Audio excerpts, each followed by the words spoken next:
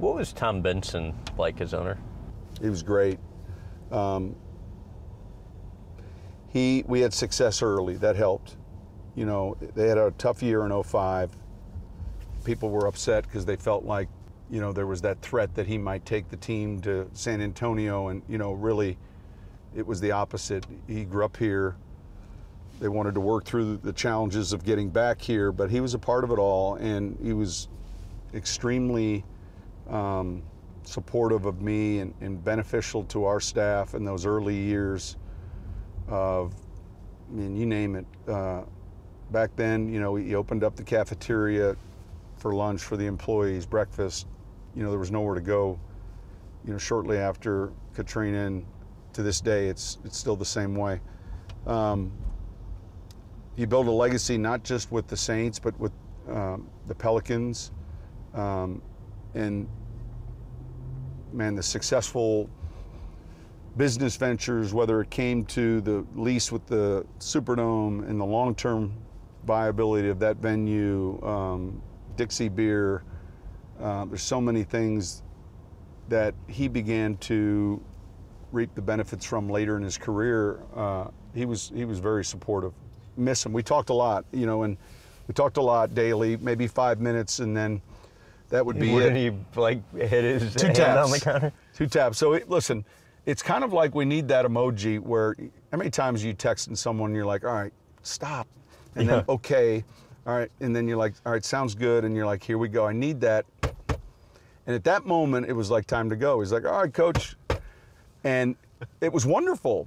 At dinner, he would do that, and we'd get up, and here we go. What do you mean at dinner? Well, like, he would have a dinner, let's say at the owners' meetings, and there's 8 of us there, and you know, we have a nice big dinner, and he would prefer to eat a little earlier, you know, call it 6, and dessert had been served and coffee, and at some point he might, all right, I'm heading to bed, and there was no gray areas to when it was over.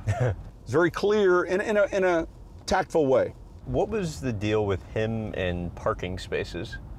He was very much organized and a stickler for detail, which was very helpful for us and me. And like any place, you know, where you work, there were certain, here's the parking places, and he just, man, he wanted you to park in your spot and keep your office looking clean. And you know, he was a Navy man in World War II, and he wanted the cafeteria where to eat your food.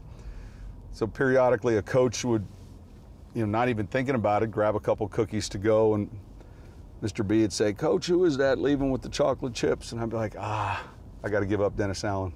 It's Dennis Allen, I'll get with him. He goes, make sure he knows the cafeteria, you know. He was just an organized person. Wait, what was the issue with the cafeteria is for where I went and eaten. I don't want the, you know, we just cleaned the building, we just put a new carpet. What did he tell you about retirement? He said it was overrated. His point was getting up with a purpose and a place to go kept you young. And he used to say there's only so much golf and so much traveling you can do before you need a purpose. So he listen, he didn't just say that, he lived that. You know, he was there every morning. He believed that. How long do you think you can do the head coaching job for? I think for quite a while. I would say at least 10 years. I don't. So the grind doesn't get old to you? Well, it can, but we're in the passion business. I think it can, and yet the way the calendar shapes up, you know, you have a chance to kind of re-energize, recharge. You know, you get some younger players like we got in the draft last year, and it's fun. It's still exciting. It's still, you know, to have that feeling, you know, like game day, and that's I think a good thing. All right, your contract's up, hypothetically, the same time the Cowboys have a head coaching vacancy.